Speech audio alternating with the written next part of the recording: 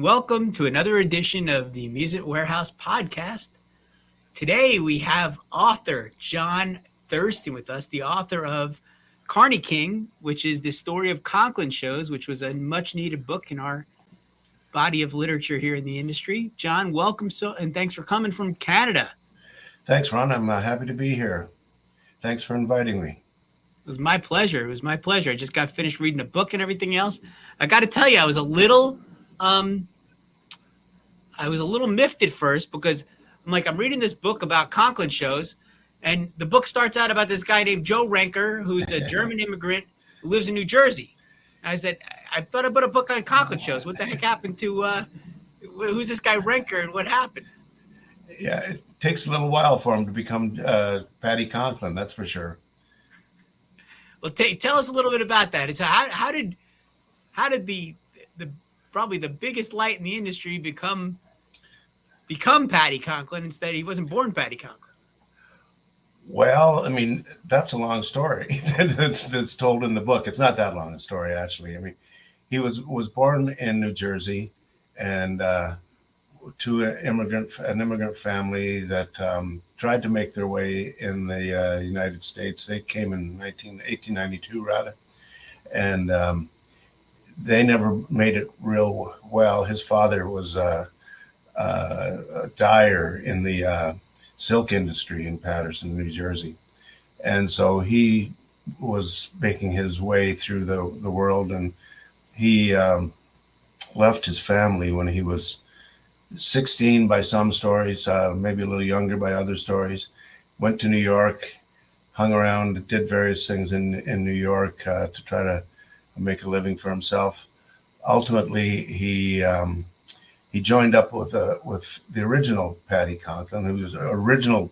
Actually, James Wesley Conklin was the name of the founder of the show Conklin Shows, the original Conklin Shows, and he was informally adopted by James Wesley Conklin and his wife, and became quite useful to the Conklin family on their midway.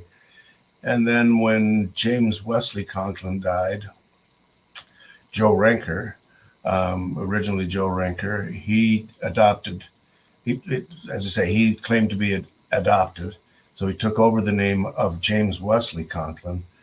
So he was James Wesley Conklin II. And then later, I'm not sure how much later on he adopted the nickname Paddy, but Paddy was his nickname, according to him, based on the fact that he always stood pat on his deals. Now, my feeling is that he adopted the name Paddy because it went along with the Irish tone of the name Conklin, and he wanted to avoid this. This was, by now we're into just post First World War U.S., and Germans weren't held in very high regard in the United States at the time. So he got rid of all evidence of his German ancestry and became James Wesley, nicknamed Paddy Conklin, and known as Paddy Conklin throughout his life. And that was that's generally how he became Paddy Conklin. But and then he never dropped it. He never took back his original name at all. I don't know that anyone knew that his original name was Joe Renker. Yeah, that's pretty fascinating. The whole story of him and where he came from. I mean, he not only wasn't his name, but he adopted. He basically became Irish when he was German, yeah. Which is really interesting. Yeah.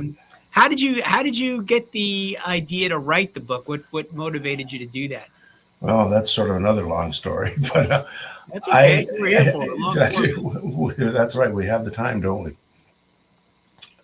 I worked for Conklin Shows. The first midway I worked on was at the Canadian National Exhibition, which most people have heard of, the CNE, and which again was at one time the largest fair in the world. That's excuse me. I that was when I read that it comes early in the book, and we published the top 50 fair list and all that stuff. I actually thought you were wrong. I said there's no way the CNE was the largest fair in North America. And I read on, I was like, holy mackerel, it really was the largest fair in North America by far. It wasn't even close. And Yeah, I was really, really surprised by that fact. That was one of the at least in my mind, the history of this business. That was one of the things I really had no idea. I really had no idea, and I actually told me that stuff when we put out the top 50 list now. So that was really shocking to me, honestly. yeah. They were real big, and it was real big, the CNE. And when I started there in 1979, and I worked at the CNE for 6 or 7 years, and I was there when it was at its top. They were getting 3 million people for a 3 week show, and like you say, there was no other show that came close to them at that time for those numbers. The Texas State Fair was the closest, but it never broke the 3 million mark until much later.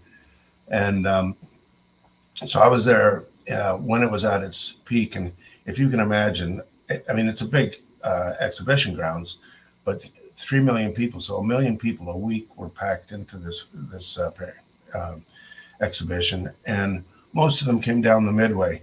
So it was quite an introduction to the carnival industry for me to be there while there were that many people on the fairgrounds.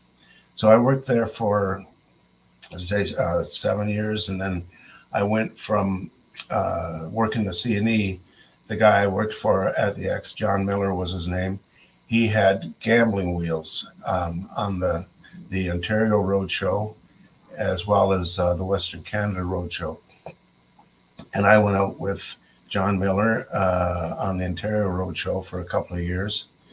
And then I worked the Western shows for a couple of years, Calgary, Edmonton, Saskatchewan, and a couple of other big fairs out west. And then I was working working the midways and working on the show during the summer, and it was helping me pay tuition for my university education.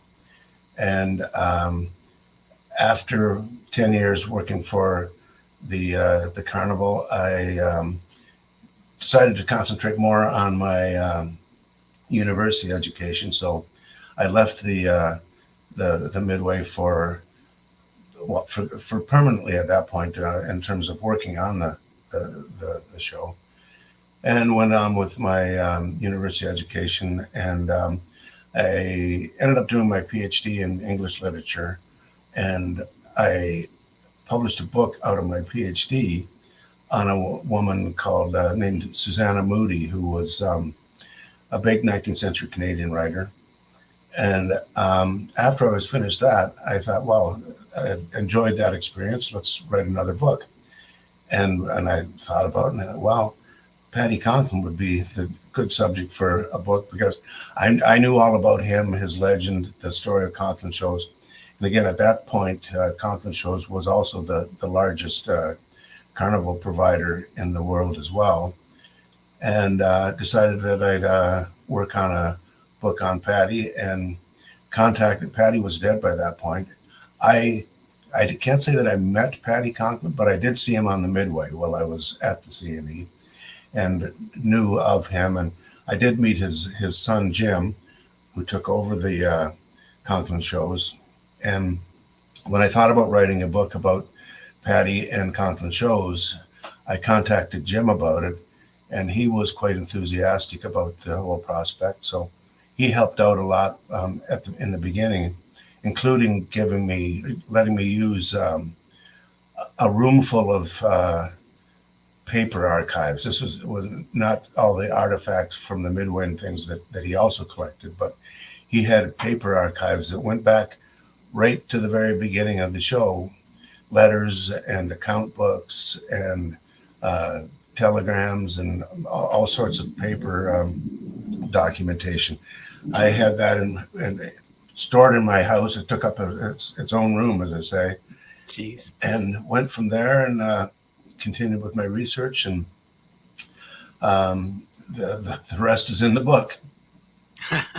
Yeah, that really was another thing that really surprised me, was how extensive the detail of their archives were. I mean, they had account books, they had everything, correspondence back and forth between Conklin and his partner, especially at the end when they were sort of negotiating the sale and payments and things like Yeah, that. It's amazing the level of detailed records that they kept, and grosses from different places, all those things. I was shocked, and for you to get access to all that must have been that was key to the book, but that's also super important for. yeah, yeah. No, the letters and correspondence and the account books as well were essential to getting the story on the show.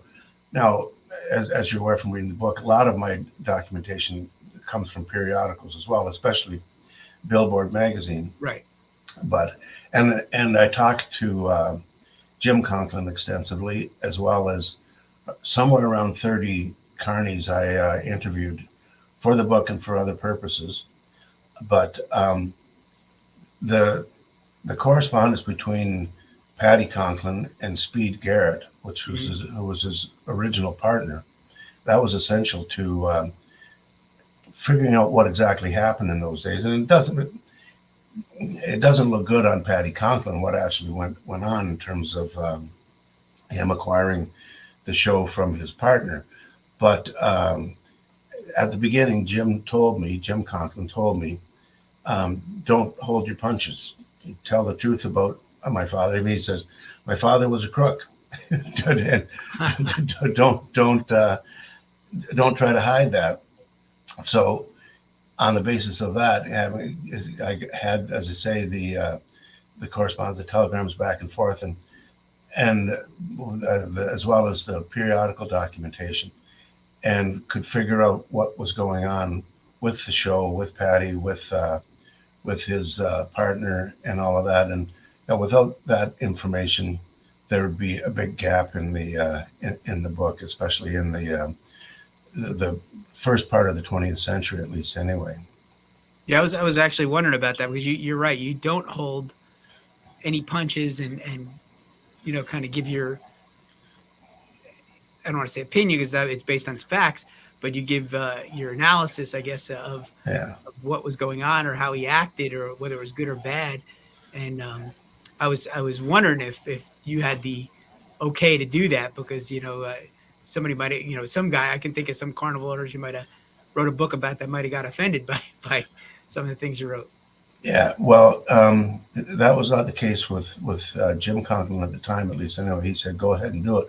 And I mean, part of the reason why he could um, tell me to go ahead and tell the true story about it all was because um, Patty originally and later on Jim, they did do a lot to clean up their show. And Jim Conklin, at the time that I knew him, was a respectable Toronto businessman.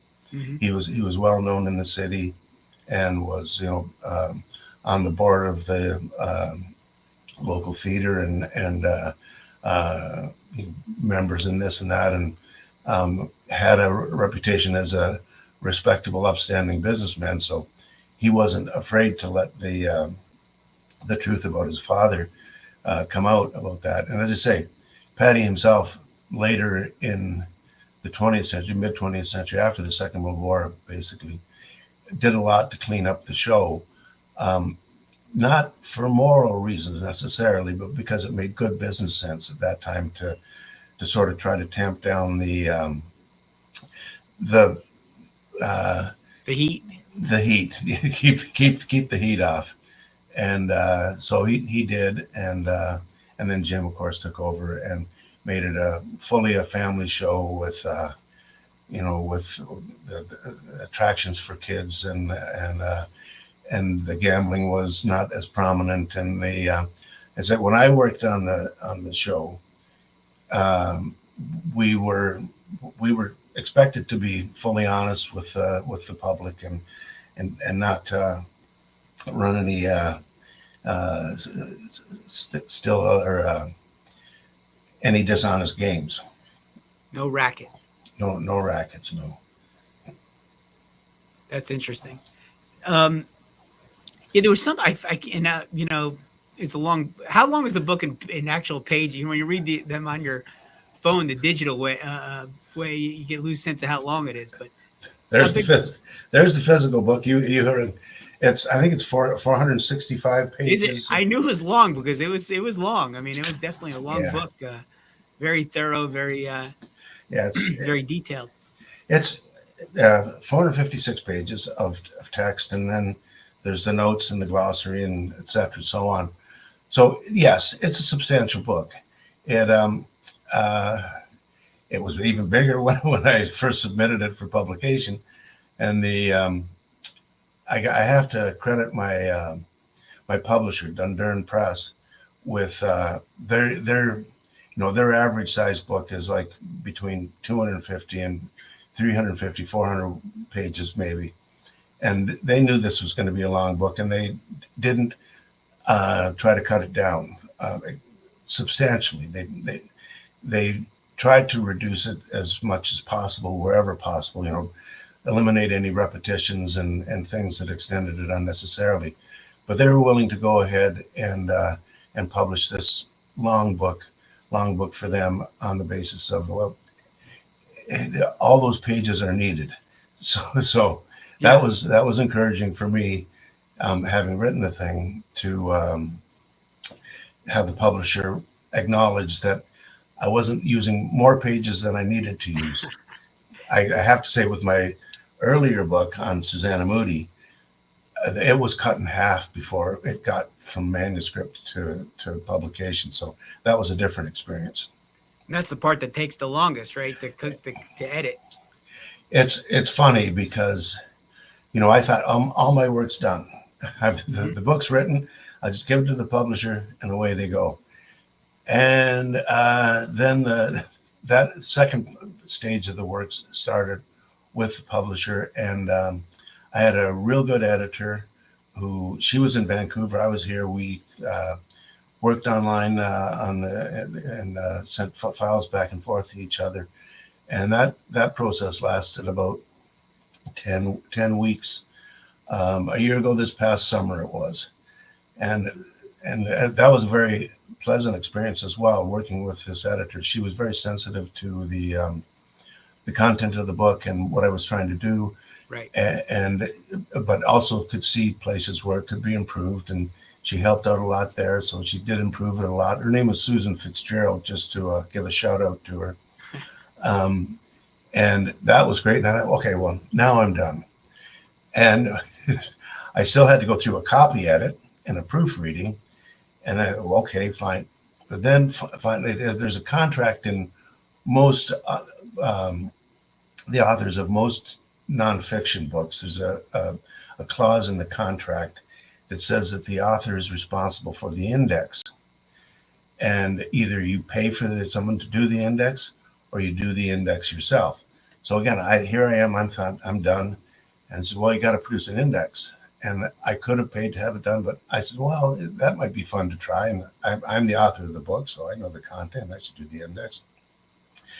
That was a whole other piece of work in itself. And that took me 5 straight weeks, or five straight weeks, basically a 40-hour week, to do the index. And writing is one thing, editing is another thing. And I had lots of experience with both of those. I'd never done an index. Indexing is a whole other job. It's a whole other kind of work. So I learned how to do that, did the index, and then finally I was done. And they took over, and it went to press. That people don't realize how hard it is to edit. There's a famous quote that I always sticks with me is that I'm sorry this letter is so long, but I didn't have time to make it shorter. Exactly. That's I've been, just as an aside, I've worked as an editor most of my working life, and that's the job I got paid for. And editing is a whole other thing, and it's requires a lot of work, and that's exactly the attitude we take. That, well, writing long is easy. It's writing short that's hard. And yeah, this letter would be shorter but I didn't have an editor. but when you're writing and you're passionate about something, you think every single word is really important. So it's tough it's nice to have that other perspective to give this stuff up. But That's exactly it. You need somebody, a second set of eyes to look at it and say, well, you said in 15 words what you could have said in 10 words here. So we'll get it down to 10 words.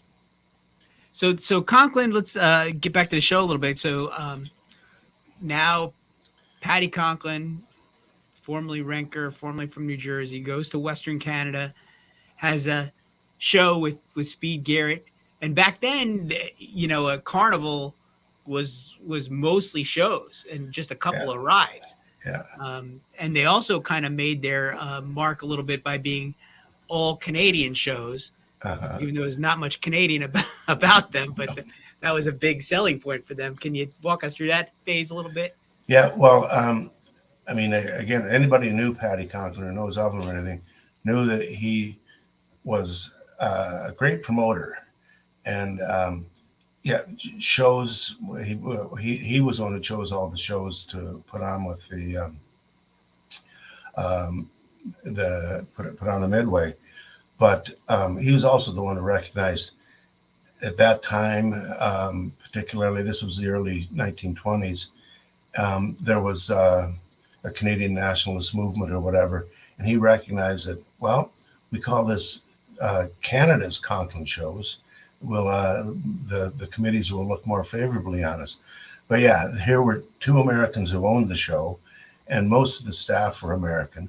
And he called it Conklin's All Canadian Shows, but that was a marketing ploy only. That's interesting. So what kind of places did they play? How many when they were in that era?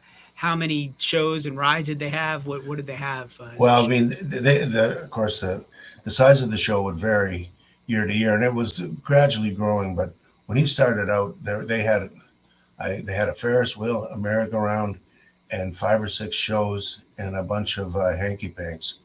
And the towns they played were out in the prairies in the mountains of British Columbia and the prairies of Alberta and Saskatchewan, and these were small towns. They'd only been recently been settled. That area, that whole part of the country was only settled towards the end of the 19th century and then early in the 20th century. Again, from the encouragement of the Canadian government more than anything, getting people out there and that's when all the wheat farms sprang up on the prairies. But these towns would be, like population, a couple of hundred people if they're even that. But the fact is that they would draw on all of the surrounding area, the farms and so on, and play to people who had never seen this kind of thing at all. I didn't have the opportunity to get to the city or see a Midway or anything. And for the first 10, 15 years of the existence of the show, they played these small towns, and they would play 2, sometimes 3 a week. Now, people in the carnival industry know what's involved in moving a show from place to place, and to do 3 shows in a week or 3 spots in a week, that was quite a feat. And it said that the show had a circusy sort of way of doing things, and a circus, of course, moves day to day, and they were known to be able to move, pack up and move and get out of there and get to the next spot real fast, and do as many as 3 a week. They do at least 2 a week, and sometimes as many as 3 shows a week. Now, there aren't that many days in the week to set up and tear down, but they managed to do it, and they made money, or Patty made money. I don't know if many of his agents and ride guys made a whole lot of money, but Patty made money anyway. Not a lot during that time. And then he had his eye on the CNE, the Canadian National Exhibition, almost from the beginning. He'd heard of it and knew about it, and it was run by Midway, put on by American shows. The most recent before Patty got it was Reuben and Cherry shows, and then he managed. He actually he knew the manager of the CNE, and got in good with him and basically talked him into letting Conklin Shows take over the CNE. That was in 1937, and from there he never looked back. And the show basically completely moved east at that point, right? Yeah, yeah. They continued to try to. Vancouver was their one spot in the West that was substantial, and they usually would start out in Vancouver, and then go into the smaller towns. And he tried to. He did play Vancouver one last time after he got the CNE, and tried to play some of the smaller fairs out there, but he moved it all east from that point, and they were first in Hamilton, Ontario. They had their winter quarters, and then eventually they moved to Brantford, Ontario. Um, it wasn't a big town at that time. It was probably 20, 30,000 people at that time, and they became big business in the Brantford area and moved everything from the west and had all their stuff there, and then got an Ontario circuit. Got most of the bigger fairs in Ontario. Again, none of these were very big other than the CNE, but they got a full circuit of Ontario fairs, and throughout Patty's life, they stayed in Ontario. Yeah, and I think prior to that they had for those that don't know, the Canadian fair route is basically made up of tiers of fairs, A, B, and C. Yeah. And then some other independent fairs and different things. But prior to moving to this or going after the CNE, he had some. Didn't he bid on the C route at least, or some B fairs at some point out west? It's the Western Canadian fairs in particular that have an A, B, C circuit, 3 separate circuits, and he kept bidding on those. He had been playing the C fairs when he was in the West, and when he got in Ontario, he would bid on the B and the A fairs, but he at that point in the late 30s and early 40s, it was Royal American that had the A circuit of fairs in the West. And while Patty had a full circuit of basically what were B fairs in Ontario, he wanted to get some of the big Western fairs. And Royal American, for those who know their carnival history, Royal American was, at that point, was the biggest show in the world. And they played, and they were the biggest show because they had Calgary, Edmonton, Regina, Saskatoon, and Winnipeg, which was the A circuit of Canadian fairs. And those fairs, even though it was still a rural part of the country, those were fairly big cities, and those fairs were big fairs. And Royal American maintained its reputation as the biggest show in the world by playing all of those fairs. You would get, if you bid on a circuit, you would get the whole circuit. So you weren't betting on individual shows. You bid on the A circuit, the B circuit, whatever. Royal American had the A circuit and a string of like 5 big fairs that went through mid-July through to the end of August. And they would jump back to play St. Paul, the Minnesota State Fair, which was a huge fair too at the time. Yeah, they had big American fairs as well. Mm-hmm. But it was with the start of the Second World War that Royal American, well, there were restrictions placed on American shows coming into Canada at the time. And Patty saw that and he bid on it. And he got the A circuit for the war years, 1941 through to 1945. He had them. And then as soon as the war was over, American shows were allowed to come back into Canada without any problems.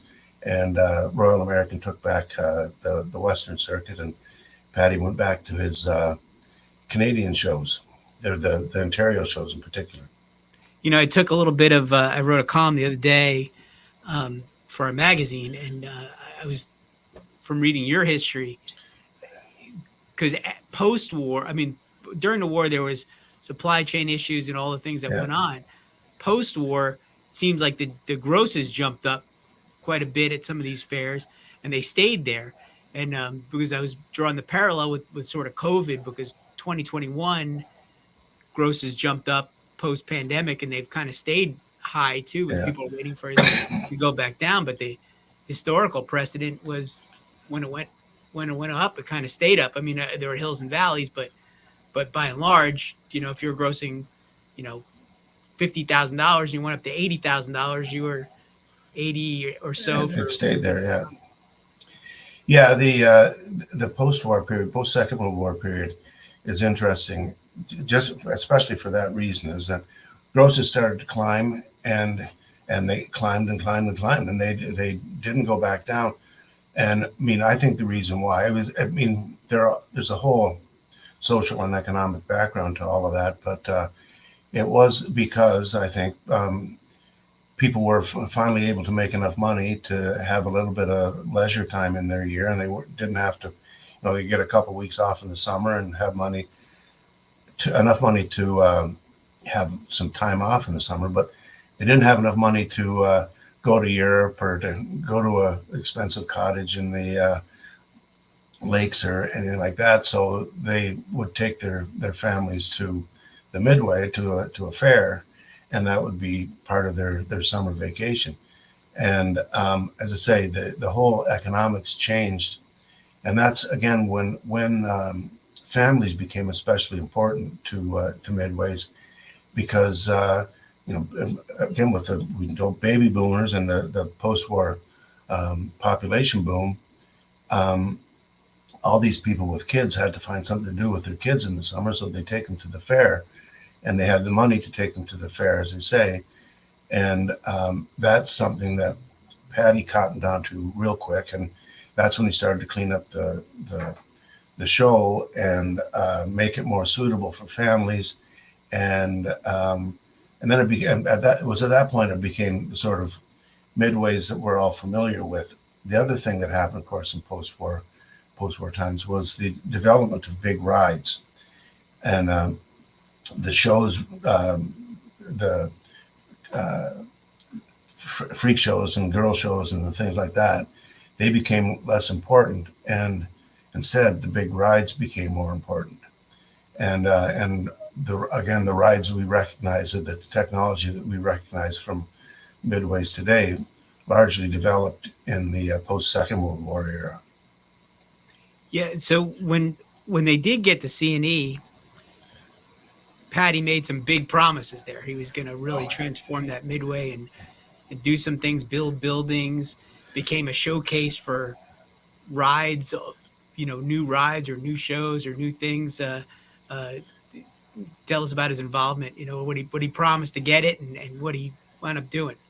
Yeah, he was again. He was a great promoter, and he was also great at making promises, some of which he didn't keep, but some of which he did. So he in the when he got the C&E in 1937, the first thing he did was go with his the manager of the C&E, a guy named Elwood Hughes, went to Europe to check out what was going on in the European carnival industry, and try to get. It was mainly after shows at that point rather than rides, and he wanted to get the best attractions that were available, and the C&E was shut down during the Second World War as well. So, and after that, he again, he was making promises all the time. And the thing is, at the C&E, he could keep those promises because it was such a big fair. And he and the European ride industry didn't really start to develop until after the Second World War either. And so they started going back to Europe and getting the biggest and best rides that were available, including buying up, 5 of a certain kind of ride, one of which he'd put on his own midway, but the other 4 of which he would sell at a good profit to other show owners. But yeah, not only did he bring in the big rides, but as you were mentioning, he started building things at the C&E grounds, including permanent buildings, which were unheard of for summer exhibitions. So we built a bunch of permanent, well, semi-permanent. I worked in those buildings in the 70s and 80s, and they were permanent, but if you get a good hurricane, they'd be knocked down real fast. Um, and but other things, he wanted a good roller coaster. And again, at that point, traveling shows couldn't manage to transport a roller coaster from spot to spot every week.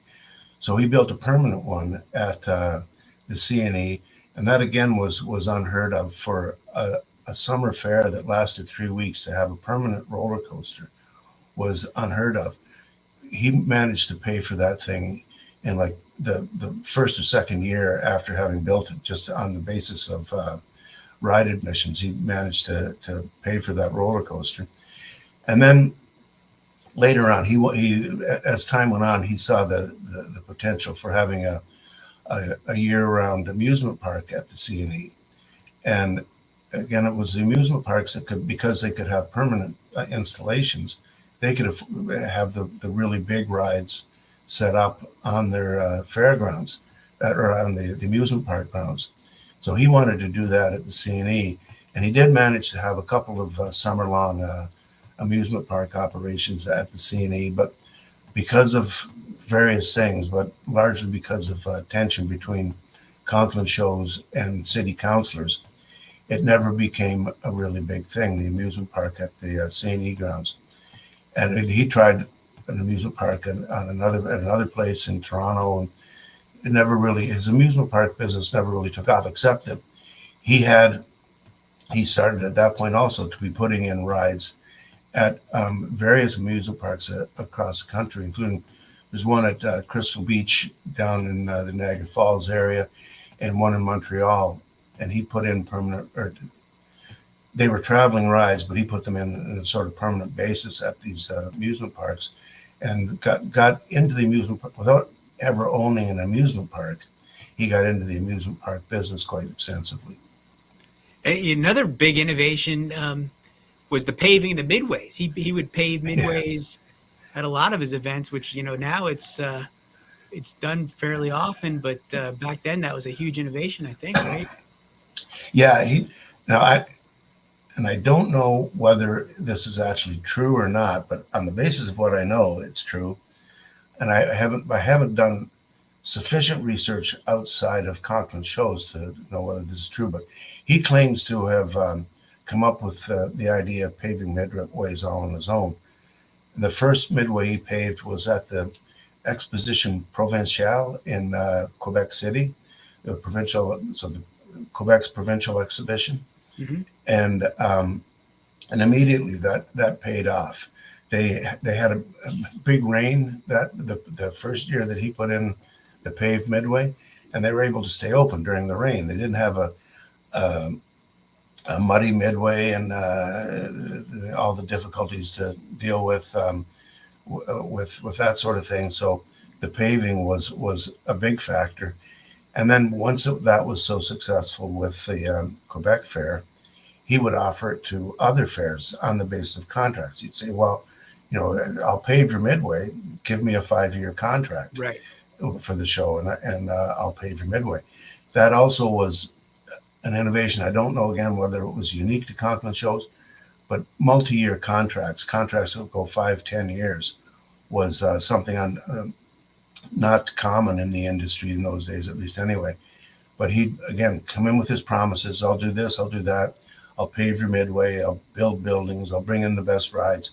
Give me a 5-10 year contract to make it worth my while. That was big, because early on, even reading from your book, even the A circuit or the B circuit or the C circuit, they were year to year at the beginning, right? So that must have been poor show owners, okay, I got B this year, I'm good.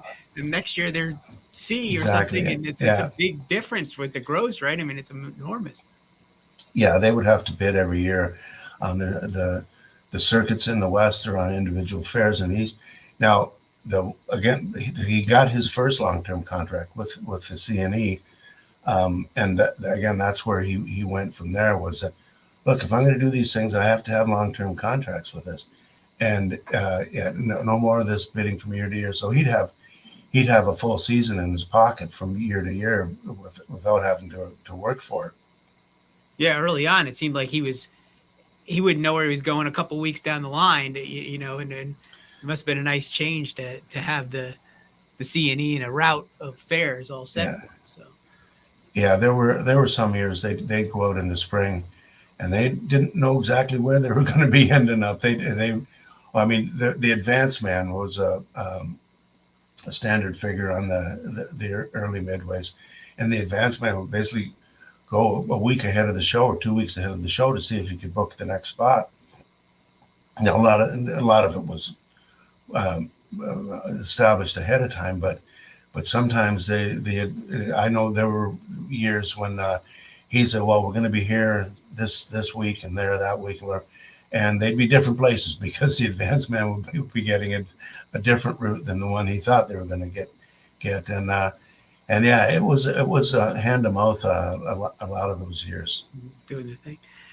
So eventually, I mean, Patty was a big in the industry. He was um, president of associations. He was big, and even the amusement park industry was a big thing for him getting started. So he was a prominent figure, um, really in all aspects of the industry. And he was asked at some point to kind of head up the World's Fair, right? I think it's Seattle. Was it? Seattle, yeah, Mhm.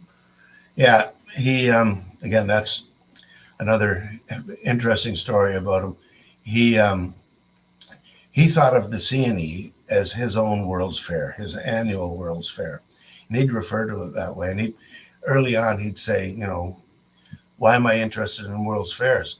World's Fairs come and go. The CNE goes on forever, Right. and so he didn't show a whole lot of interest in those things. But then in uh, the late '60s, Seattle came to him and said, "Look, can you put on a midway at the Seattle World's Fair?" And he thought, well, he must have been looking. He was looking for more places to expand, other things to do, and whatever. As he was always on the go for promotional purposes and just to. He liked to travel. He liked to meet different people and everything.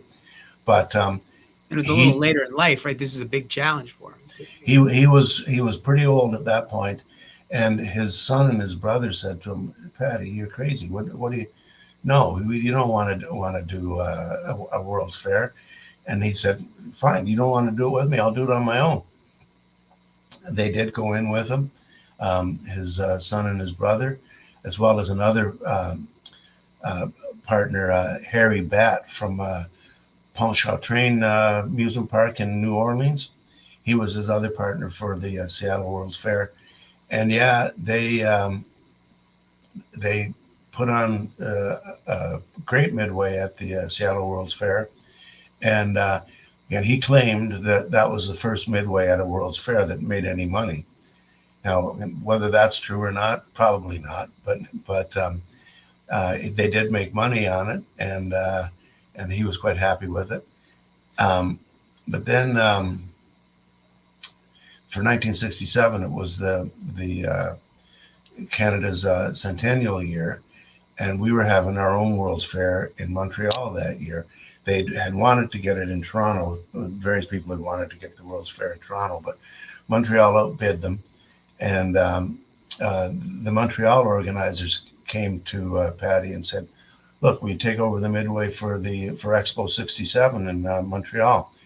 And at that point, he said, "No, I'm not interested in it. I'm not sure. I think the sort of arrangement they wanted with him was not something that he could put up with."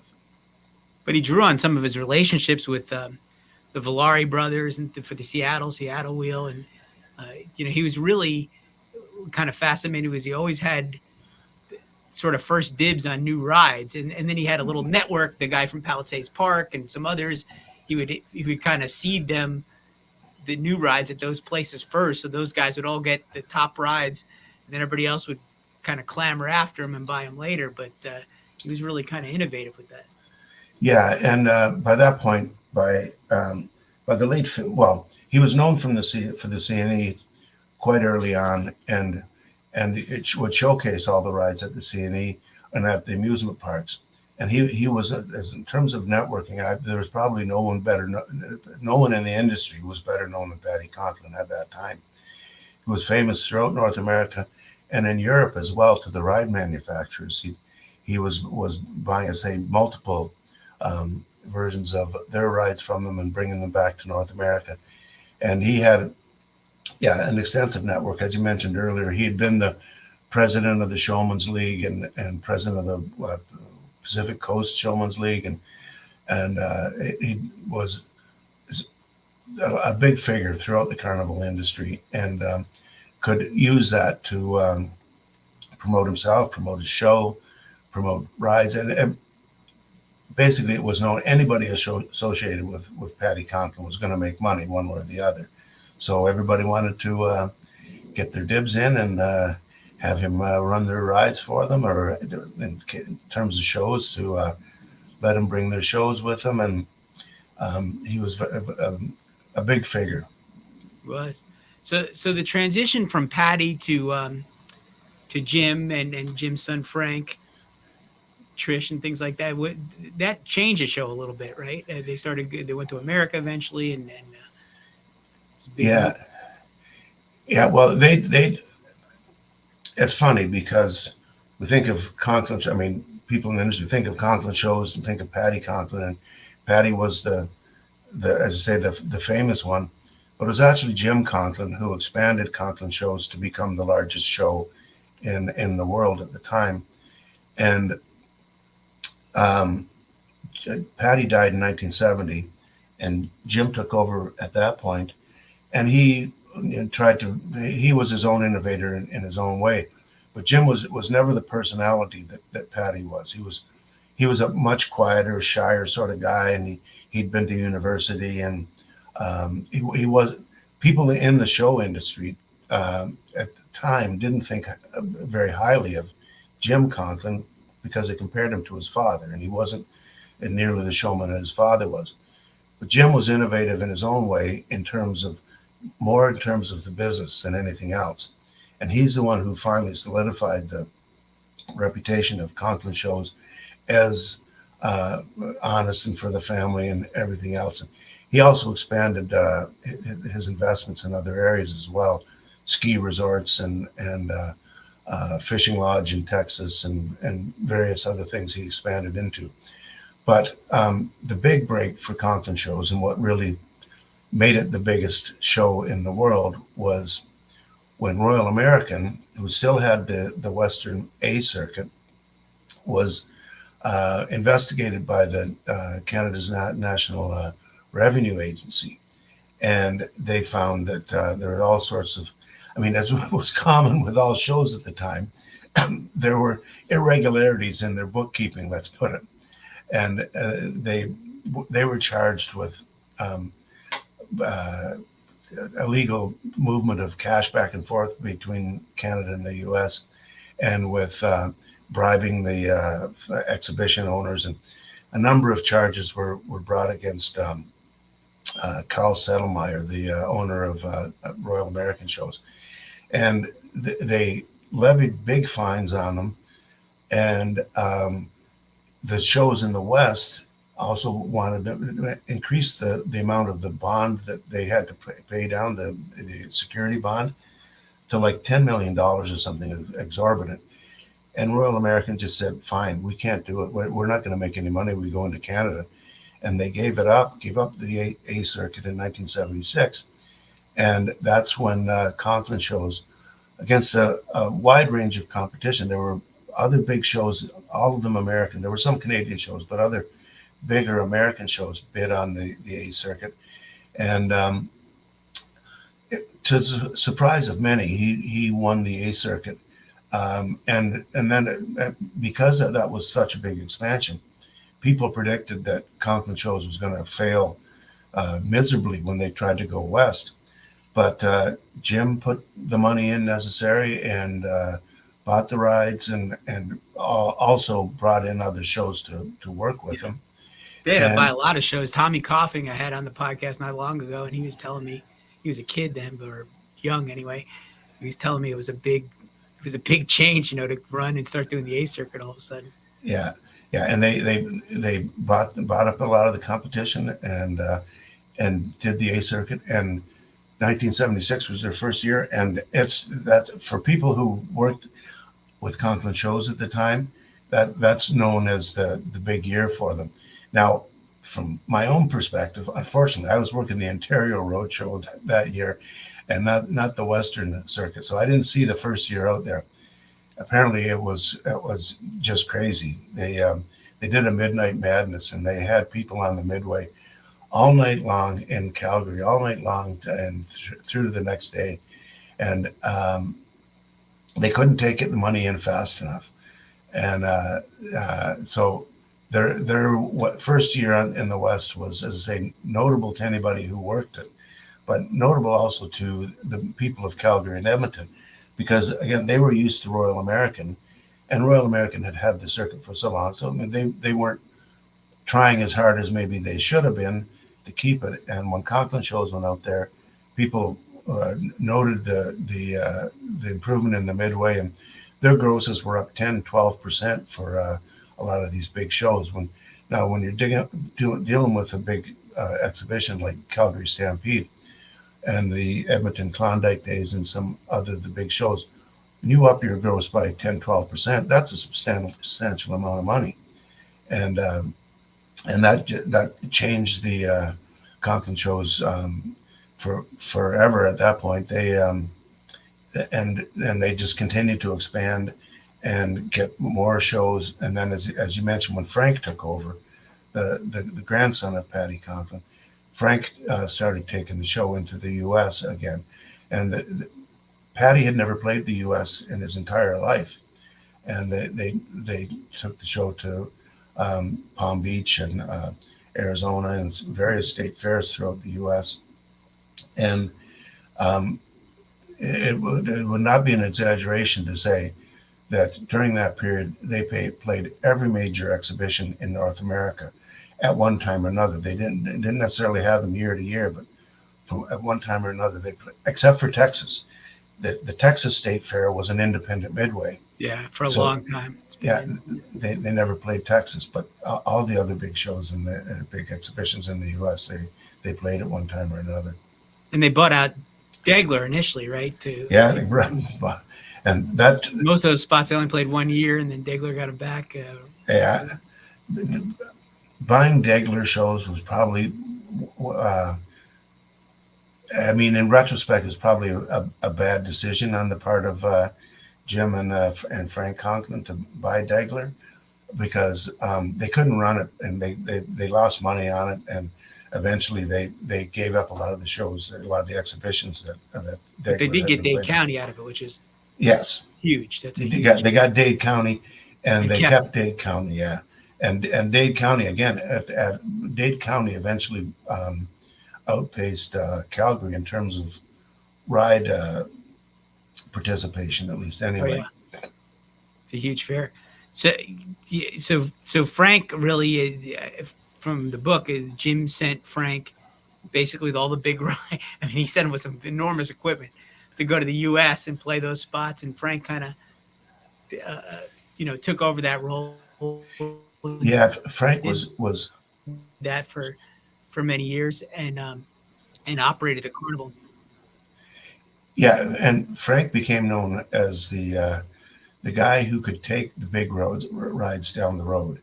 The biggest and the one that everybody remembers is the Doppler coaster, the double loop coaster, which was, nobody had ever taken a ride that massive down the road. I forget the figures. It was something like 7 trailers full of equipment, and it took them a week to set it up, and they had to have cranes in and extra help. But Frank insisted that he wanted to do that, and he continued. He kept bringing bigger and bigger rides and running them down the road, and nobody could match him at one point. No, he's. I actually ran a couple fairs, and we had Conklin shows. Did our midway. Frank did in New York area, and they had They had some incredible equipment, and you know what? They had incredible staff too. You interview some of the Yeah, people on the staff, and John Anderson and Lurch and Scooter and all the guys that were around him were really capable, good guys. You know that did Howard Pringle did so many. You know, he really had a great crew of people around him to keep things going. yeah. He had again with I think probably with Frank more than with either Patty or Jim. Frank had a loyal core of staff that loved to work with him. Frank was just a young guy; he was in his 20s at the time, and they loved to work with him. And he treated them right, and they stayed loyal with him. And that was one of the keys to his success was having this highly qualified staff who would do anything for him, and that helped him move all those big rides down the road. Yeah, I mean, he came off. You know, he came off as a businessman who wasn't that passionate about certain, but he really was because he did love to move those big rides Yeah, and keep all that big stuff up. But you know, he's very casual. You know, he's a nice guy, and you go see him, and he'd be watching the History Channel. He loved history, doing all those yeah. things, and really a neat guy. And you know, when he eventually Conklin Shows, of course, became part of Name and got bought out. And you know, when it was Frank's turn to go, or when his contract ended, he kind of left the industry and he hasn't really looked back too much. I don't know what Frank is doing these days, but since the sale in 2006, he hasn't had anything to do with the carnival industry that I'm aware of. And raising his kids and doing those things. Um, yeah, it's fascinating. I mean, you know, it's one of the. Somebody had told me once that the Congo the Clown logo is like the second most or third most recognizable logo in Yeah, Canada at one time. Is that's true? Is that yeah, yeah. Chris Yanoff was the guy who designed the Conco logo, and he designed logos for um, like Bank of Montreal, Bell Canada, CP Rail, a lot of big national companies. He designed the logos for, and it was Jim Conklin who hired him to design the Conco logo. And yeah, at one time, I mean, it was second or third. It might have been the most recognizable logo in the world, and there it is, right there on the cover.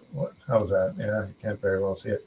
There's you said there's still Conco. like one place at the CNE you can still see the logo somewhere or something like that. I think Yeah, the only place is at the Waffle House. the Waffle House. Yeah, and that's an independent food joint that I think the ownership of the contract is still with the Conklin family, and that's the only place on the CNE Midway that you can see the Conco logo. It's funny because I got the permission to use Conco on my book cover, and I thought, well, this is great. Everybody will know Conco, and time has passed, and not everybody knows Conco anymore. They used. I mean, anybody from Toronto that grew up in Toronto in the uh, late 20th century, early 21st century, whatever, they all knew Conco because they all were on the Midway at the CNE at least once, and they would have seen Conco. But now you talk to people, younger people, and they what's Conco? But and you describe it to them or show it Tell to them how them, big it used to be. Sound old, right? and people will eventually recognize it or think they recognize it eventually if you show it to them. But it's not the draw that it was at one time. Yeah, absolutely. Well, believe it or not, we've been talking for an hour about this, and I feel like we haven't touched on half of it. I got to have you back at one time to talk about this. You know, my question to you is: that do you have any plans to write any more carnival history books? Maybe some other shows? There's really a big need for that. Yeah, well, I mean, I recognize the need for it certainly, and there have been books on other shows. Yeah, as far as I'm concerned, none that have been as thoroughly researched No, yours as is mine. good. Yours is well read. I mean, well written.